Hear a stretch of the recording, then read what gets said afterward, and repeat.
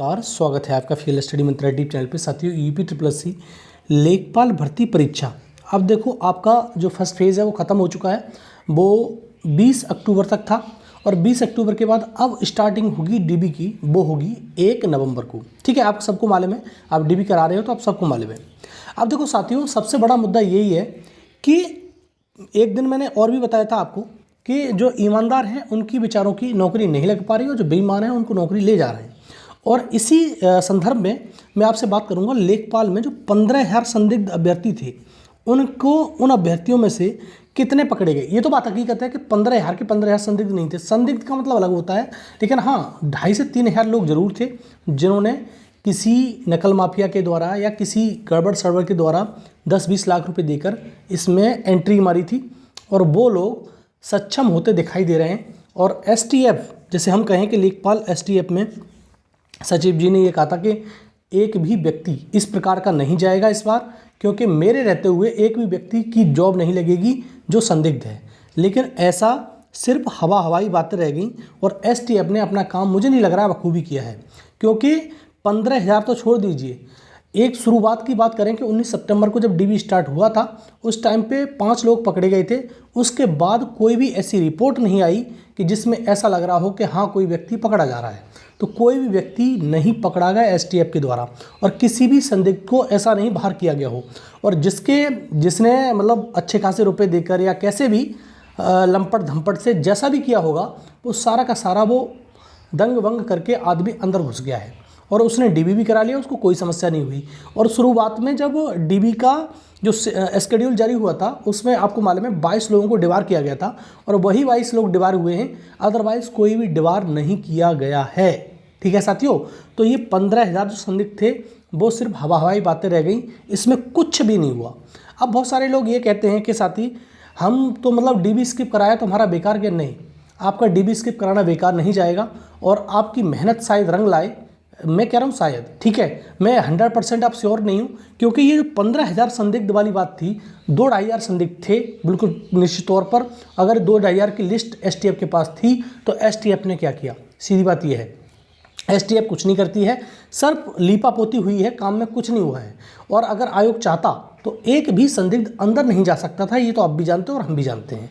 और हर आयोग का यही लीपापोती होती है, चाहे तुम्हारा यूपी पुलिस वाले में ले लो, चाहे यूपी PCS में तक ले लो, इस प्रकार की लीपापोती हो रही है। और कोई भी व्यक्ति जिसने नकल कर ली तो वो तो अंदर है, उसकी जॉब तो लग ही जाएगी, ये मान लीजिए आप, निश्चित तौर पे लगेगी जॉब उसकी। आप जॉब हटा नहीं सकते तुम आप उसको, क्योंकि जब उसका डॉक्यूमेंट वेरिफिकेशन हो गया, सब कुछ प्रोसेस हो गई, तो प्रोसेस बची क्या? अब तो फाइनल रिजल्ट आना बाकी है, तो उसमें वो भी हो जाएगा। क्योंकि निश्चित तौर पर ये जो पर्सनली मैं जानता हूँ, मैंने बताया था एक वीडियो में और जिक्र किया था, 4 लोगों को, वो संदिग्ध थे। और संदिग्ध क्या थे, उन्होंने तो सीधी खुलेआम नकल की थी और वो व्यक्ति नहीं पकड़े गए। तो इसका मतलब ये है कि कुछ भी काम STF के द्वारा नहीं किया गया। जितने लोग बेईमान थे उन सबकी जॉब लगी है, ये लगेगी, मतलब सॉरी लगी नहीं है, लगेगी। ठीक है साथियों, और अब आपको क्या करना है, आपको सिर्फ अपना काम करते रहना है। जो भाई सीधी बात है, देखो हम अपना काम कर सकते हैं, दूसरे के बारे में क्या कह सकते हैं। हमने जो मुहिम उठाई है कि हम डीबी स्किप अभियान करेंगे, जितना हो सकेगा पॉसिबल हम अपनी तरफ से पूरा कोशिश कर रहे हैं और करते भी रहेंगे 30 नवंबर तक। और आपको भी करते रहना है, क्योंकि इसमें आप और ना हम और ना कोई और कुछ नहीं कर सकता है। ये सिर्फ हाथ में था आयोग के और ये सिर्फ हाथ में था STF के, और STF और आयोग ने मुझे नहीं लग रहा कुछ किया है, क्योंकि जो संदिग्ध था उसका भी डॉक्यूमेंट वेरिफिकेशन हो चुका है। और ये मान लो कि अब आप कुछ भी नहीं कह सकते इसके बारे में। और संदिग्ध 15,000 की बात करें, 15,000 संदिग्ध तो मैंने पहले भी नहीं बताया था कि 15 संदिग्ध हैं। हाँ, ये कहा कि 2 से 2,500 लोग हैं जिसकी STF पर रिपोर्ट है, लेकिन STF ने कुछ भी नहीं किया। ठीक है साथियों, और ये हकीकत है, फैक्ट है। कोई आपसे कहे कि ये पकड़े जा रहे हैं, कोई नहीं पकड़ा जा रहा।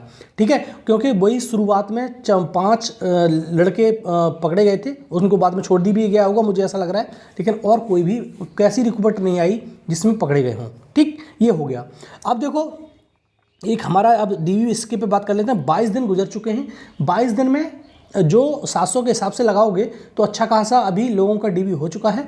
इसमें से लगभग 2500 लोग डीबी स्किप कर भी चुके हैं, ऐसी बात नहीं है, 2500 लोग डीबी स्किप कर भी चुके हैं। अपने उन्होंने नैतिक दायित्व समझा और आपके लिए अपनी सीट छोड़ी, मतलब अपना डीबी छोड़ा और आपके लिए ये इसलिए छोड़ा कि आपकी जॉब लग सके। तो 2500 में अगर मैं मानता हूँ 1000 लोग भी ऐसे होंगे जो इफेक्टिव डीबी स्किप वाले होंगे तो आपके लिए बहुत ज़्यादा बेनिफिशियल होगा ये। और अभी इतने ही लोग और रह गए हैं, तो इतने लोग, और अगर 2500 नहीं मानता हूँ मैं, 2000 और लोग डीबी स्किप कर देंगे। अगर इफेक्टिव डीबी स्किप की संख्या 2000 हो गई तो वही आपकी कट ऑफ 78-79 के समथिंग में घूम जाएगी, उससे ज़्यादा कट ऑफ नहीं जाएगी। संदिग्ध होने के बावजूद बता रहा हूँ मैं, अगर संदिग्ध नहीं होते तो कट ऑफ आपकी हो सकता था कि जो आपकी गई है कट ऑफ उसकी 75.75 से वो 1-1.5 नंबर ही बढ़ती, ठीक है, ज़्यादा नहीं बढ़ पाती। लेकिन ये संदिग्ध हैं अंदर, इसलिए ये है, अदरवाइज नहीं होते तो और ज़्यादा आपको इस कट ऑफ में प्रभाव पड़ता, ये बात मान लो आप। और डीबी की स्किप में मैंने बता दिया, जो डीबी स्किप हो रहा है उसकी कट ऑफ पर निश्चित तौर पर इफेक्ट पड़ने वाला है। इफेक्ट तभी पड़ेगा कि जितने ज़्यादा डीबी स्किप होंगे वो इफेक्टिव वाले हों। इफेक्टिव वाले डीबी स्किप, अब पूछोगे आप इफेक्टिव वाले नहीं हो रहे क्या? इफेक्टिव वाले भी हो रहे हैं। और बहुत सारे लोग जो ईपीएसआई वगैरह में मतलब अभी जॉब कर रहे हैं या जॉबरत हैं, तो वो लोग कभी भी नहीं करा रहे। कुछ लोग ऐसे हैं जो नहीं मानेंगे, उनका ज़मीर ही मर चुका है, वो डीबी स्किप कराने से डीबी स्किप करने से नहीं मानेंगे, वो डीबी स्किप नहीं करेंगे, ठीक है। तो आप इस बात को भी ध्यान रखो। तो इफेक्टिव डीबी स्किप की संख्या में 2000 के समथिंग मान रहा हूँ, 2200 के, और आपका जो कट ऑफ है वो 78-79 के समथिंग घूमेगी, उससे ज़्यादा कट ऑफ नहीं जाने वाली है आपकी अब भी। जबकि ये घुस गए संदिग्ध वाले, तब बता रहा हूँ, असंदिग्ध वाले नहीं घुसते तो आपकी कट ऑफ बहुत ज़्यादा कम जाती, वही 1-1.5 नंबर का फासला होता आपकी जो कट ऑफ है और मेन कट ऑफ में, ठीक। अब देखो साथियों, अब एक बात और कर लेता हूँ आपको, जो मैंने पहले भी कई बार मैं आपको बता चुका हूँ और आपको समझा चुका हूँ कि जो उज्ज्वला वाला प्रश्न है और ये सोलर वाला प्रश्न है, उज्ज्वला और सोलर वाले प्रश्न पे ही दोनों पे भी कोर्ट में केस चल रहा है आपके लेखपाल के रिगार्डिंग। तो जो उज्ज्वला वाला प्रश्न पहले 5 दिसंबर की डेट लगी हुई थी, जो मैंने अभी 2-3 दिन पहले आपको स्टेटस दिखाया था, वो टेंटेटिव डेट उसकी बदल चुकी है और अपडेट हो चुकी है 31 अक्टूबर। और सोलर वाले प्रश्न की तो ऑलरेडी पहले से ही 31 अक्टूबर थी। तो आपकी दोनों जो हैं, उज्ज्वला वाले की और सोलर वाले की 31 अक्टूबर को सुनवाई होगी। अब देखो होता है क्या, अब मेरे को इन कोर्ट केसों से भी ज़्यादा उम्मीद नहीं रह गई है, क्योंकि इन कोर्ट केसों का होता कुछ नहीं है, चाहे 5 नंबर पे लगा दो चाहे 10 नंबर पे लगा दो, बस वही है कि बार बार पास ओवर मिल जाता है, ना कोई इनकी सुनवाई ना कुछ। तो इस प्रकार से भी समझो साथियों, आपकी उज्ज्वला और सोलर वाले प्रश्न पर अब बहुत सारे लोगों का डाउट ये था कि सर ये कोर्ट केस चलते रहेंगे तो रिजल्ट फाइनल कैसे आ जाएगा। तो साथियों एक चीज़ समझ लो, ये कोर्ट केस आज नहीं 100 साल तक चलते रहें, ये फाइनल रिजल्ट आ जाएगा आपका और आप जॉब भी करने लगोगे, लेकिन इसके अधीन रहेगा कि यही भर्ती नहीं हो रही यूपी में कि इसी भर्ती के अकॉर्डिंग है। आपकी यूपीएसआई देख लो, दुनिया भर की तमाम भर्तियां हैं जो कोर्ट केस आज भी चल रहे हैं। 69,000 भर्ती शिक्षक वाली देख लो, आज भी कोर्ट केस चल रहा है। तो उससे कोई लेना देना नहीं है, आपके कोर्ट केस चलते रहें, लेकिन इनका मुझे नहीं लग रहा कुछ समाधान होने वाला है, क्योंकि कोर्ट की जो रवैया है आप जानते हो, सब कुछ अपने तरीके से करते हैं, वो आपके तरीके से नहीं करेंगे। आपको ये नहीं है उनके घर में किसी का घर में कितना गरीबी है, किसी घर में कितनी अमीरी है, उन्हें कोई मतलब नहीं है। जो कोर्ट है अपने तरीके से काम करता है, वो जज साहब आएंगे तब आएंगे, जब करेंगे कोर्ट की सुनवाई तब करेंगे, यही होता है सिस्टम। तो आप समझ लो कि ये उज्ज्वला वाले प्रश्न और सोलर वाले प्रश्न पर उम्मीद ज़्यादा मत रखो, अब सीधी बात ये है।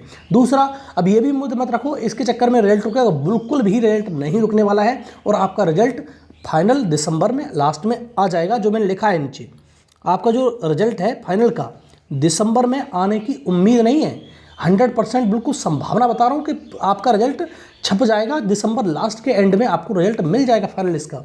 और आपकी ज्वाइनिंग की बात करें तो ज्वाइनिंग साथियों फरवरी में हो जाएगी आपकी लास्ट तक, क्योंकि आचार संहिता लग जाएगी, फिर तो ज्वाइनिंग होने वाली नहीं है। तो आपकी ज्वाइनिंग भी हो जाएगी और आपका फाइनल रिजल्ट भी आपको दिसंबर में देखने को मिल जाएगा। तो 2 चीज़ें, और ये तुम्हारे उज्ज्वला वाले और सोलर वाले प्रश्न अगर कोर्ट केस समाप्त होते हैं तो अच्छी बात है, नहीं होते तो ऐसे ही चलते रहेंगे लगातार कंटिन्यू। ये कब खत्म होंगे, कब जाके खत्म नहीं होंगे, कोई नहीं कह सकता, क्योंकि कोर्ट का मूड है 31 अक्टूबर को खत्म हो जाए, आगे भी खत्म ना हो, ये तो डिपेंड करेगा। तो ठीक है साथियों, ये मैंने सारी बातें आपको एक एक करके बताई।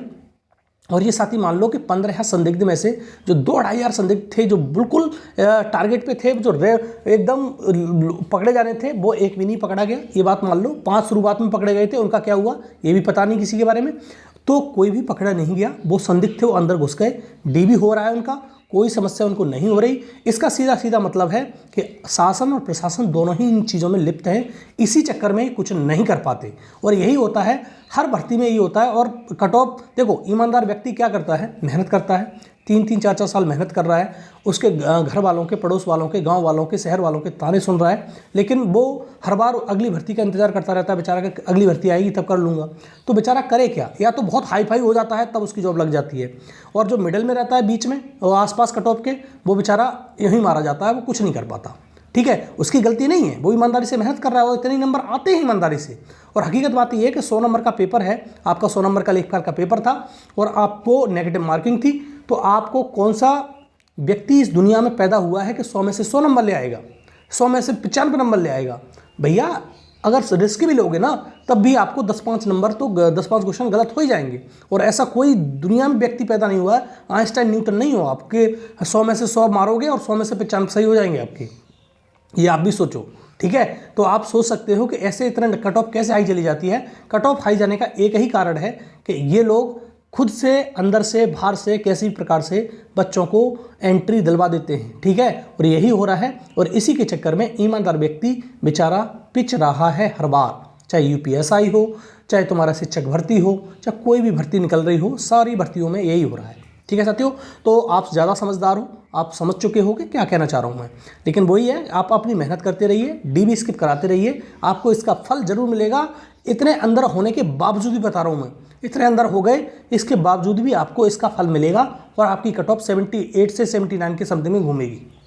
ठीक है साथियों, और ज़्यादा से ज़्यादा वीडियो को लाइक और शेयर करो और चैनल को सब्सक्राइब कर लो और बेल आइकन जरूर दबा देना साथियों, जिससे मेरी आने वाली वीडियो की नोटिफिकेशन आपको समय से मिल जाए। ठीक है साथियों, बहुत बहुत धन्यवाद।